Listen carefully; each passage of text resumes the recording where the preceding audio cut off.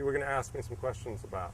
Yeah, I would like to find out some of how it came to be, like how long it took you to write it, and how you happened to write it, and so on.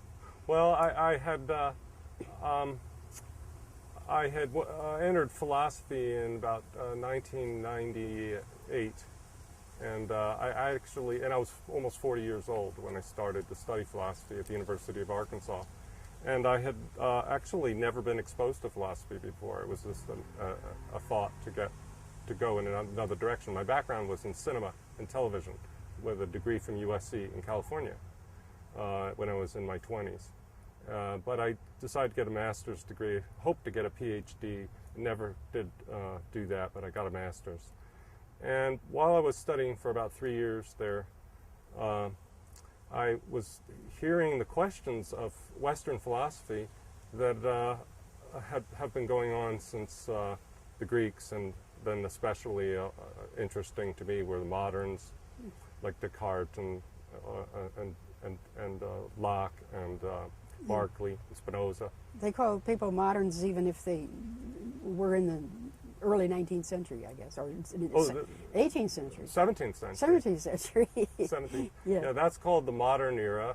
And then this is sort of a silly naming system that's been criticized, but we have the classical or the ancient, which is the ancient Greeks and Romans, and then you have the medieval, and then they have modern, which is really 17th, 18th century, and then the 19th and 20th century were called postmodern, and it's a sort of a silly designation, you're kind of arbitrary, but you're postmodern, I guess. I don't know. Or maybe I don't starting know what they all call over it. again. I've lost touch of those names. But anyway, when I was, and then of course contemporary philosophy, especially that which is in the English language, I have less knowledge of existentialism and European branches of philosophy. But analytic philosophy is the English-speaking world. Most notable people like Bertrand Russell and G.E. Moore from the early 20th century right up to contemporary philosophers that are living. And all the areas interested me, but metaphysics especially, and the philosophy of science. And one of the things a lot of these problems seem intractable, that means unsolvable. But what was occurring in my mind were ideas that had been introduced to me, but in a very vague way in my youth, growing up, knowing about Eastern ideas that are not part of Western thought, but at least I had been exposed to them a little bit. Right. But, yeah. And I knew some of their solutions, and it occurred to me that the problems that we were facing in philosophy in our modern time are caused by certain philosophical theories that are not actually essential or necessary. So you create a notion that you think is solving problems, and then this notion you'll have to create more notions to try and make a resolution for how this notion works in with the big system. You know what I'm saying? Right. And this kind of burgeons and kind of grows up like a big building going up, up, up. And then finally it's very complex and you can't work it out. So I did something that's done in the West in materialism, where you try and reduce things down to one simple fundamental essence of what life is made of. Elegant theory. Yeah, you could say. Isn't that the word they use? Well, they use the word reductionism usually when they mean reducing everything down to matter. Oh, well. But but reductionism is a broader word, and it means reducing life down to any one fundamental principle or substance or starting point that's very simple. Mm-hmm. And the idea of elegance is from Einstein, and it applies to the laws of physics, and that dovetails into this. Okay, I thought that was a more general Well, he's term. looking for a general principle to explain all the apparently disparate sets of laws like Newtonian, quantum, relativity, so that they can all be brought together. All the different fields that seem to don't have an easy correspondence. Right. Aren't they like looking for the like grand small unified level, theory? The grand unified theory. And yours is, and your book is a simpler. Okay, well let me see my book. Here's my book. It's very short. It's only, what is it, 81 pages or something like that? Yeah. 88 pages with the index. It's very short. And the theory in it is only about 15 pages. And really the book is about 50 because the rest is all little appendices. And lots of Comment. definitions. Like every time you use a word, practically, you define it Yeah, very carefully. I naively thought that the everyman could read the book, but it turned out I was wrong. One of the reasons I wanted it short was because I wanted it to not be threatening. And by the way, the reason I'm on the front wasn't because I'm vain. It was because the book is called The Evolution of Perception. And my eyes and my head were what I meant to insinuate. And I used myself because I have copyright of me for all time.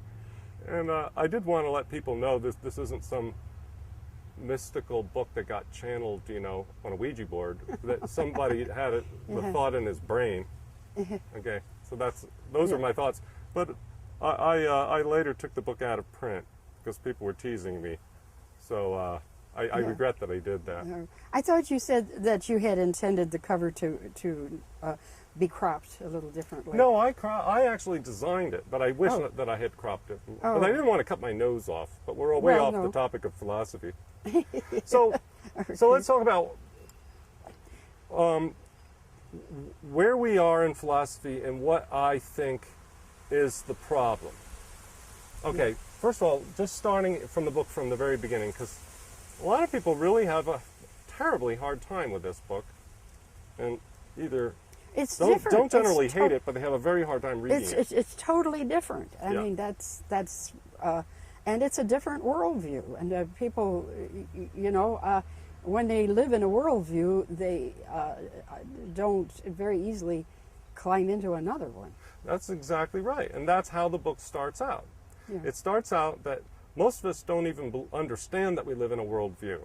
They wouldn't even know what you're talking about. They look at the world and they go, that's the world. Right. What are you talking about? Yeah.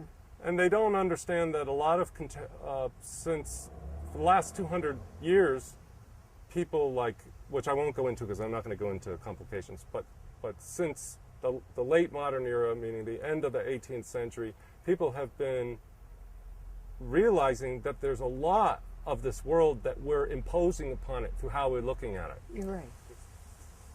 When there's a worldview that people share, you can't really realize it like a fish can't realize that it's in water. That's an old-fashioned analogy. Until it gets pulled out of the water and then it knows that it was in water. Yeah. Well, we have a certain worldview, an idea of time and what reality really is and what it is we're fundamentally looking at, that we assume is obvious. But actually there are other cultures that see the world in a different way and interpret it in a different way entirely. And it changes their feeling about the world. So American Indians looked at the world a certain way. The people of India look at the world a certain way. Or the Aborigines of Australia that's right. have a and some very smart people think that they even have a very different conception of time and different conception of what we fundamentally are, all kinds of things. Mm. So I'm bringing an idea that it turned out after I wrote it is a development of something that really turned out to be very old. It really is something that I didn't realize. If I had known, it would have made my thesis a lot easier to write, or I would have switched to a school that included some Eastern thought and some ancient Western thought, some Platonic thought. But these ideas have always existed. But let me just talk about the change of the paradigm, because I have this problem. Paradigm, worldview being about the same idea. Yeah. If you're in a worldview, it's sort of like a lot of people looking at the world through one great big lens. And that lens creates a certain impression of what they see. So they're never going to guess that you could step out from behind that lens and look at the world through another lens. Does that make any sense? And the world is going to change. Right. So for instance, if you look at the world through a rosy-colored lens, it's going to look kind of rosy Okay? This is a fundamental way of looking at the world. To change that is going to be very confusing because the things that you're going to be saying are so contradictory to everything that you think. But once you change your fundamental worldview and how you see the world, if you could make that transition, suddenly those things would be entirely consistent. They would make sense. They would fit. So what it is that the things that I might be saying just sound so completely ridiculously counterintuitive because we're all looking through this one lens. But I think people in recent decades are more prepared to shift worldviews because of all the immersion in media. It makes people somehow acknowledge more that they are. That's how they perceive things. That's true. I mean, the world has been having a feeling, and not just the new age religions or stuff, sort of waiting for a consciousness shift. But even people like Einstein said we can't solve our problems that we've created in the past through the same thinking we were using when we created them. That's a line by Einstein. Right. And I used it. Right.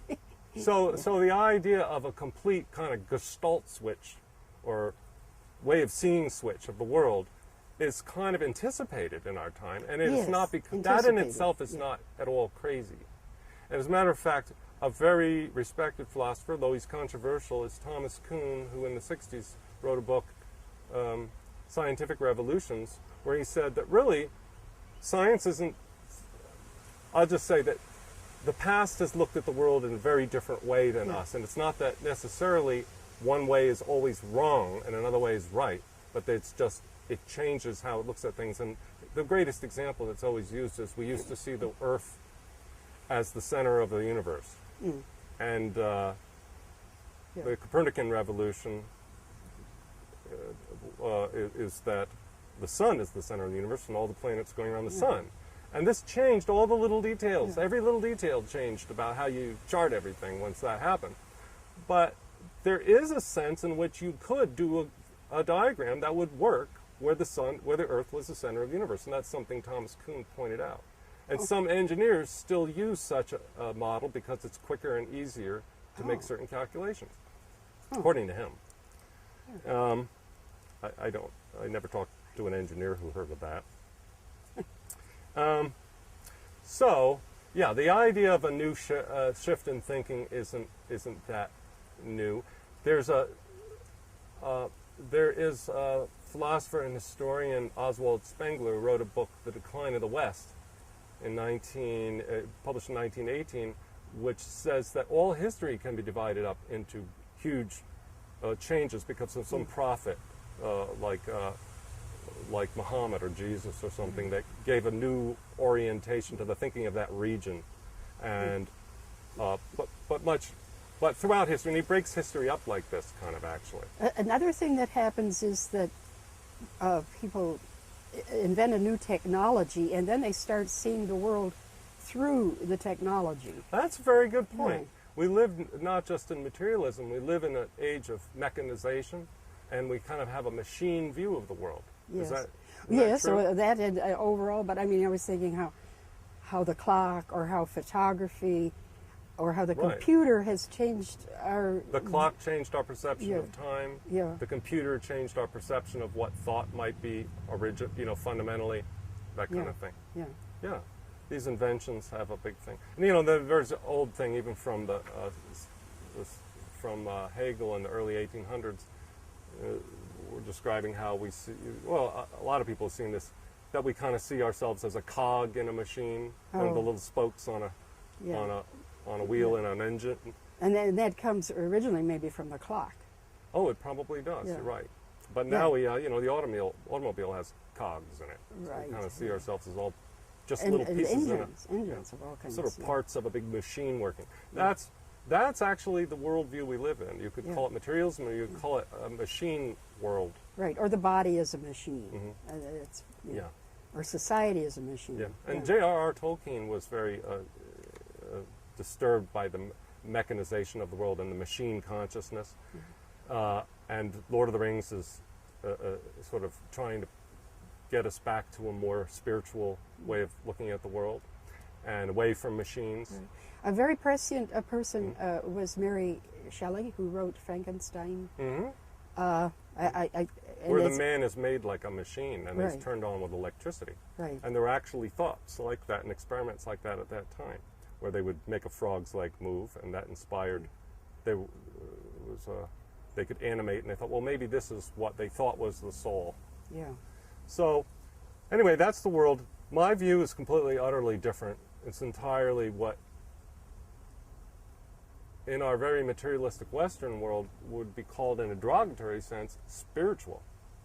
But I don't know why that's a criticism, but it's not spiritual in the sense that you normally use it. They mean that there's something that's fundamentally of the mind, something fundamentally of perception and experience, and which is what's really moving the world. That the real machine is mental, not cogs.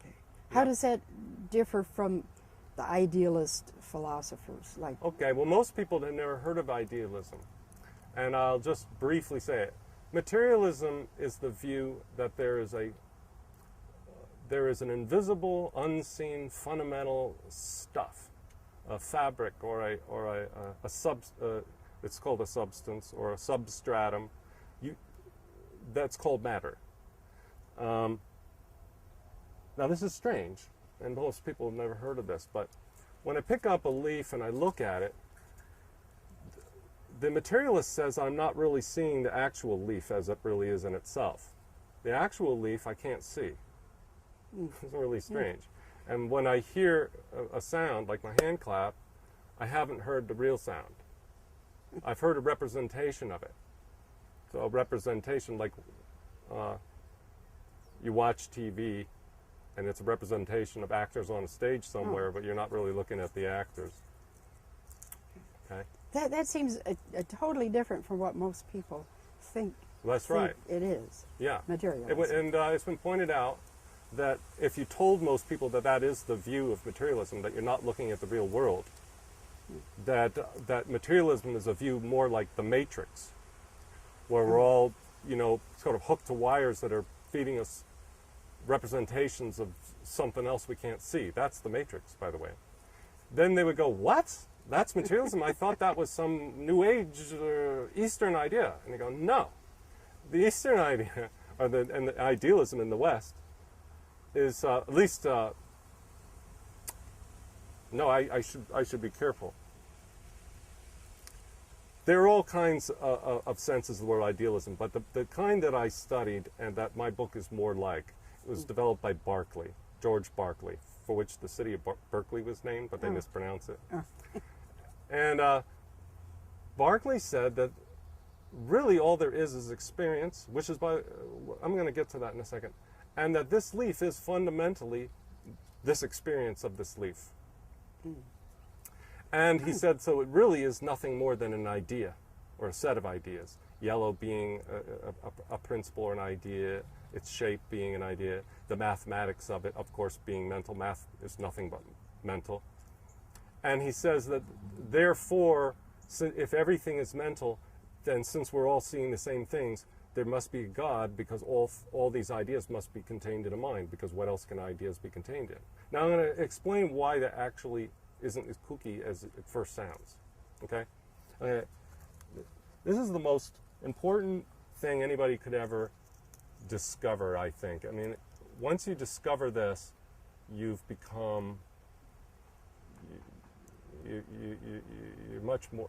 have a much better understanding of where we begin when we start to try to understand the universe. And that is, and this is uncontroversial, it is a fact that a human being really only has has access to his experience or her experience. Like, let me take, for instance, when I see something, all I know about what it looks like is what I see, what I experience, which is obviously, okay, my experience of it.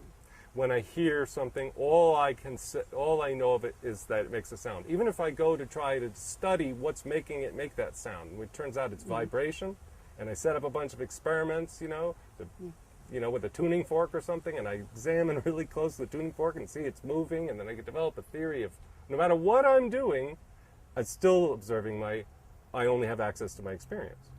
Well, does that experience include reading about it or hearing other yes, people? if you read ideas, you're obviously experiencing the print ideas on the page, and then another layer is your own thoughts. Okay, And so then, somebody tells you, you're experiencing them telling you. You're experiencing me talking to you right now. Right. And you're experiencing your own thoughts about it. And you experienced your own thinking about what you might say just now. Okay. And when you have a dream, you only have access to your experience of that dream. When you wake up, you're reporting on your immediate experience of your memory of a dream. Okay.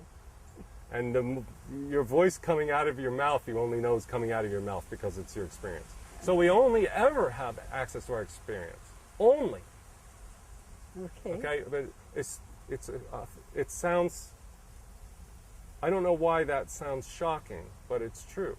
Now, it's too simple. It's too easy. It's too simple to get. But anyway. I'm sure many people, feel that way, that they think it must be more complicated. Well, I asked my professor about that. I said, George Berkeley says that we only know or have access to our experience. Is he right? And he said, why, is that controversial? So it's not controversial. Yeah. But what's controversial is how we go about explaining our experience, okay? Right. So fundamentally, what could the first people that ever started thinking about the universe in any deeper way than, ugh, and let's get some food, what could they possibly have asked the question about?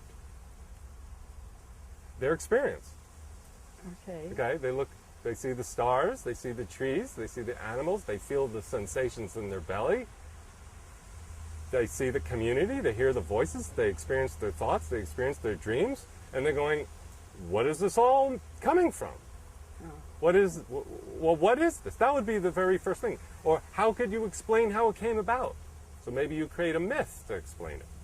But what is it that you're explaining? Your experience. Okay. But when you go to explain your experience,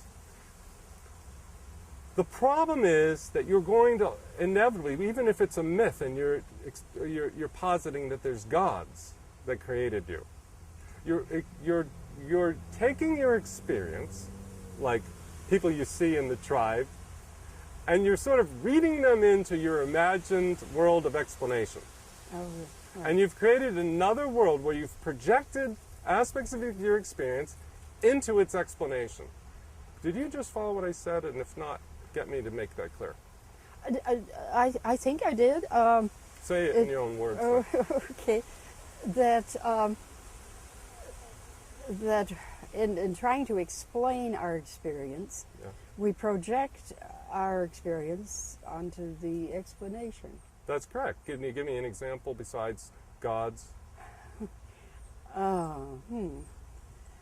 Well, I don't know. Spirits, I mean, the wind blows up a storm, and so you think that maybe there are some people-like spirits that are... Well, that's the same one as the gods. Let me give you an example. Okay. Let's take something like matter, okay? This is the theory of materialism. Oh, well, we're going much beyond those. We take primitive something people. like, well, we could still talk about primitives. We'd right. use up all our time. Plato did it. Everybody has done it since the beginning of time. Yeah, go ahead. Okay. But if I go into Plato, we'll just kill all our time. But Plato, theorized that there were these forms that he conceived in his mind that were the cause of our experience. Okay. Okay, but now he has his forms to explain. Okay, I see what you mean. Okay. You keep building... You keep adding on to your experience something you don't experience to explain your experience, but the thing you invented to explain your experience is a projection of what you see in your experience. Yeah. So you're really not doing anything. Okay. You're really not explaining anything. You're actually adding more things that you experience in your mind because these thought of theoretical entities like forms are new things now in your experience, in your mental experience, you know, in your thoughts. And now you got to explain where that came from. So what happens when you do that? It's a fallacy of thought called the historical fallacy. Reading something that's here, or the psychological fallacy. Reading something into the cause that was already there in the effect. Yeah, you're reading the effect, which is experience, into whatever it is you're trying to explain experience with. Okay? Okay. Well, this is a fallacy, and it'll never work.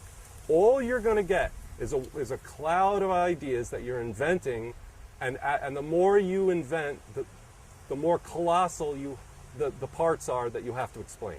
Let's take the way a materialist has made the same fallacy as everybody else, but doesn't realize it. You take something that you see in the world that's a stuff, a kind of a dumb, unthinking, inert stuff. Inert means it has no motivation on its own. Like a mind can sort of motivate, it has will and whim, whereas something that's inert. Like a mound of sand or something. Like a mound of sand is inert. Yeah. That means it has no power to move anything else. You know, a big pile of cement dust. Okay? Because you see that we make houses out of this cement, so it's kind of a neat analogy to think, well, maybe there's some invisible stuff like cement that our experience of all this got somehow made of. Is that my experience, which is color, smell, thought, dreams, emotions, anxiety, I experience all those things.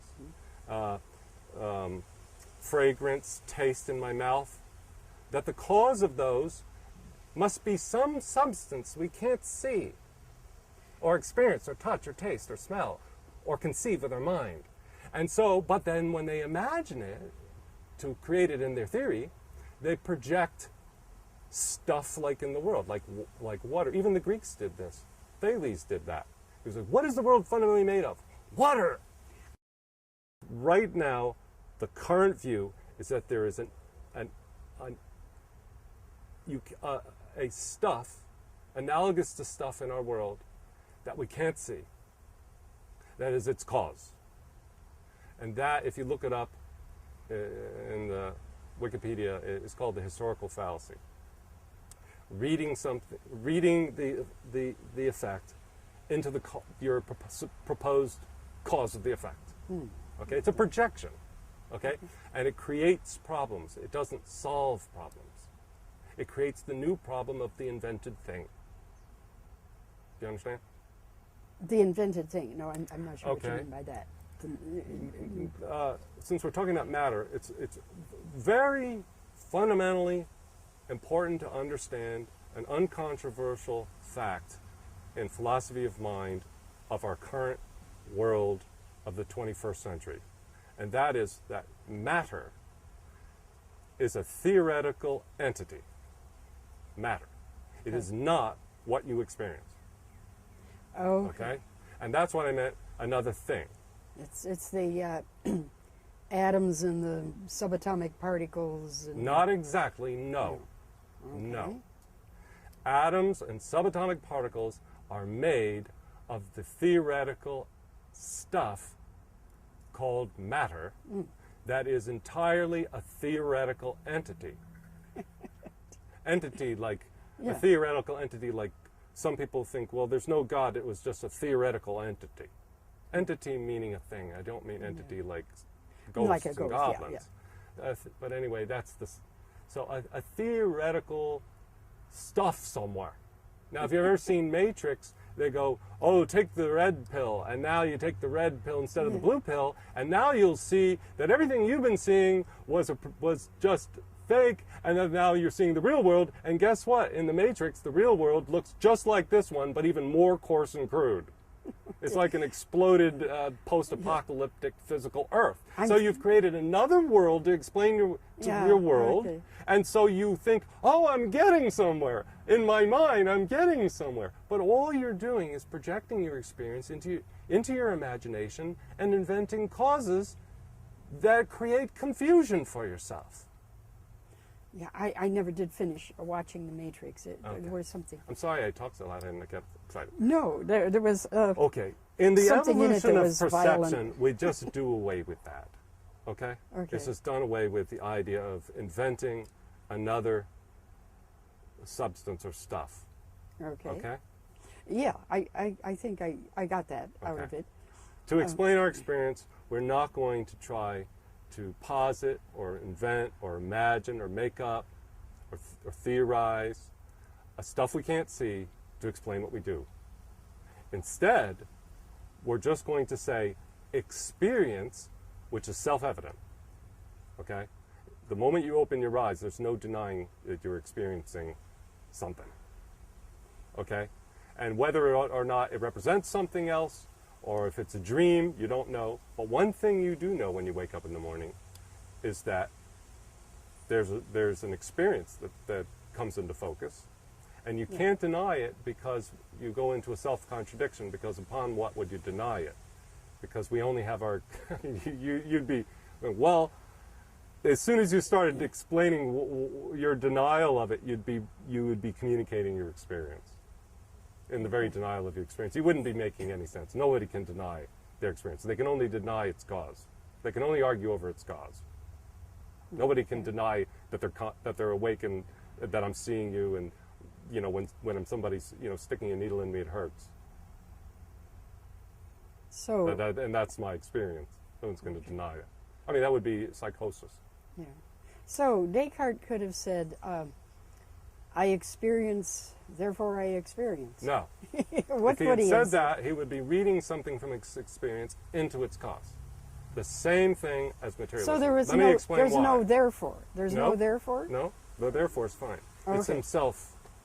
See, when he goes, I experience, It's I. then Okay. where did he get this notion of I?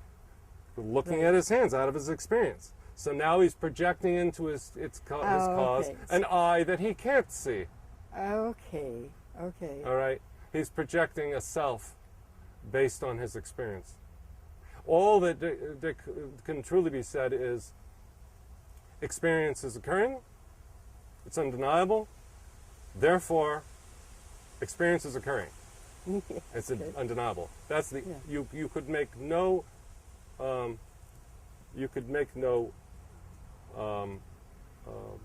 inference. You can't make no direct inference from your experience. But this idea is interesting because what I'm not going to do is project something from my experience into its explanation. Rather, the whole idea of the book is in its title. There's an evolution of experience. We didn't used to think in terms of things evolving. Okay, in the past, by the way, evolution is a new idea, but evolution doesn't just exist in nature. in biology, but you also have evolution in geography. For instance, plate tectonics supposes that the reason that the continents are in the shape that they're in is because they evolved or changed from an earlier state of a single continent called Pangaea. Okay? Okay. So I say that our very complex experience, which includes you and me, that we're both experience ourselves as having separately, is actually the very, very nth degree development of an evolution of nothing but experience that evolved from a state so simple that originally it wasn't experiencing anything at all, because all there was this sort of verb, this sort of sizzling event of experience. The logos? No, and this is not mysticism. Okay. No. Okay. No. That would be like saying, Or that would be an inference from okay. experience. The formless void? No, that would be another silly inference. Okay. There could be no void.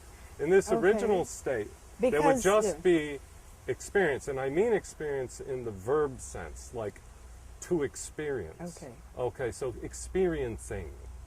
There was Okay.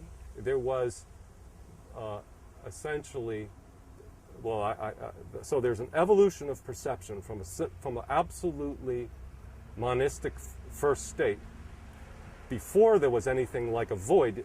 In order to have a void, you have to have something that it's a void between. Right. Okay. So you're going to have a very complicated experience to experience a void. So there couldn't have been a void in this first state. In this first state, this preceded before there was even the concept of space that we have. The concept of color, the concept of language, the concept of distinction, the concept of up and down, the concept of there were no natural laws. There was no mathematics. There was no way to break up and divide the experience at all. So what did this experience that was happening? In other words, it's not a stuff. It's not a cement. It's an action, an event. Do you understand the difference? Yes. Okay. Okay. And it would have nothing to experience initially, but it could, by evolving ways of experiencing, okay, which I list in the book, which I call perceptual schemata, it would be able to add more and more ways of interpreting that experience, dividing that experience, and conditioning that experience over a very long process of evolution. Okay? Which would correspond to the physical evolution, but I'm not talking about physical evolution. And you're not talking about the evolution of a child's consciousness or of the human consciousness. No, we're talking about something that evolved before there were humans. That we sort of evolved and found ourselves in this world of experience, but we are fundamentally, soul-wise, okay, that very reality that's not a thing. In other words, all there is perception and ways of perceiving. Seeing, I say, and people get confused because they think I'm talking about eyes, but I mean experience. I mean all the senses and your thoughts. Seeing and ways of seeing. That if there was nothing but seeing and ways of seeing, and that the ways of seeing evolved and became more and more complex, you would actually be able to account for a world of experience without creating a metaphysical problem of projecting something from your experience into that cause. You might just define metaphysics for us once. Good, thank you. When did I use the word just now? I forgot. Well, you said metaphysical, people's metaphysical understanding of what? I can't remember. Okay, it's okay. Metaphysics is the very large branch of philosophy that deals with what really is fundamentally real. Okay. So if you believe that matter is fundamentally real, this theoretical entity or stuff, then you, or substratum, you call it that, some call it a material substratum, that is metaphysical. It's not actually derived from your experience. Okay. It's a theory of what is fundamentally real. Now mine is more derived from your experience because I'm not deriving it at all. I'm just saying, if all we have is experience, why posit anything else? And that's the sense in which it's simpler, and it collapses all the other ideas. And the funny thing is, and I have to check the time because we're almost out. Okay, we can still have 12 minutes. Goodness. Okay, the funny thing about this idea, as I developed it over a period of time, so I was in school about 3 years, and then I worked on the idea another 3, and then, so about 6 years. Okay. The thing that was occurring to me in school, and then it continued to develop, and maybe it's probably imperfect, but it's the general gist that was all I need to get across, because better people than me could develop it better or more completely. Is that I was able to account for things not only that materialism hadn't accounted for, but that materialism hadn't even asked the question about. Things that materialism presupposes, like natural law, like gravity. Materialism doesn't try to explain gravity or the strong and the weak forces in physics or something. Now also mathematics. I explain mathematics through an evolution of perceiving. It's a way of perceiving mathematics. Right. And according to me. And no one ever even has looked for a cause of mathematics. What, So anyway, it explains. Let me read the back of the book. Chris Ott considers our current philosophical problems to be the tragic result of psychological fallacies as old as Plato, because of the Platonic forms. Remember, so Yeah, he's reading. I never did understand those. Right. but- So he sees a triangle, and so he imagines, well, there's a perfect Ideal triangle, an triangle. ideal triangle in my world that I'm constructing in my imagination. Yeah. But he's done the historical fallacy. He's read his experience into its cause. Yeah. Okay. Okay. I didn't invent the historical fallacy. It's a real fallacy in philosophy since the beginning of the 20th century, largely because of psychology. Because, anyway, the theory succeeds at accounting.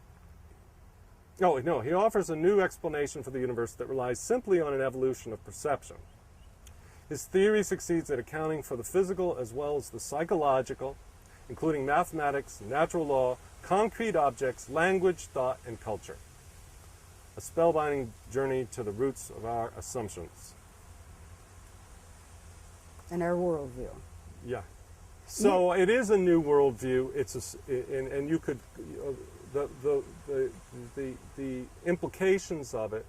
It's simple in its simplest form. That all there is seeing and ways of seeing, and that these ways of seeing, which I call perceptual schemata, evolved and produced the entire complex world that we find ourselves in which I call myself me and you call yourself you, and we fight and everything. But actually, then the really wild, and some would balk because they really want a world that's broken up into parts and where we fight and we have war and we have machines and Yeah.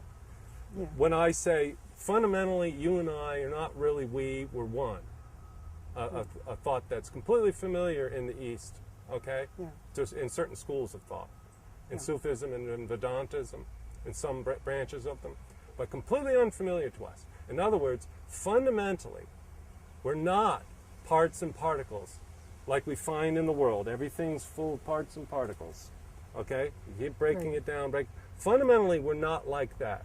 Fundamentally, we're one indivisible happening, experience. And in its first pristine form, before this world ever began to evolve in its experience, and when I say its, I mean experience's experience, it had no way to be divided because it had not conceived of any conditions of divisibility.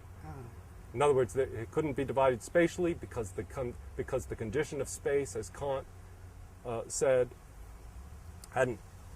is read into our experience. And this existed before it was read into experience. Therefore, it was a spaceless world. Therefore, you can't cut it in half spatially. Same with time. Kant says time is something that you impose upon your experience. Time is like looking through a time lens, and it breaks your world up into duration. But actually, the world is it just transcends time, and it doesn't really apply to things as they really are. This original condition from which we evolved preceded time. Therefore, the world is a kind of sort of very elaborate illusion produced through the perceptual schema of seeing.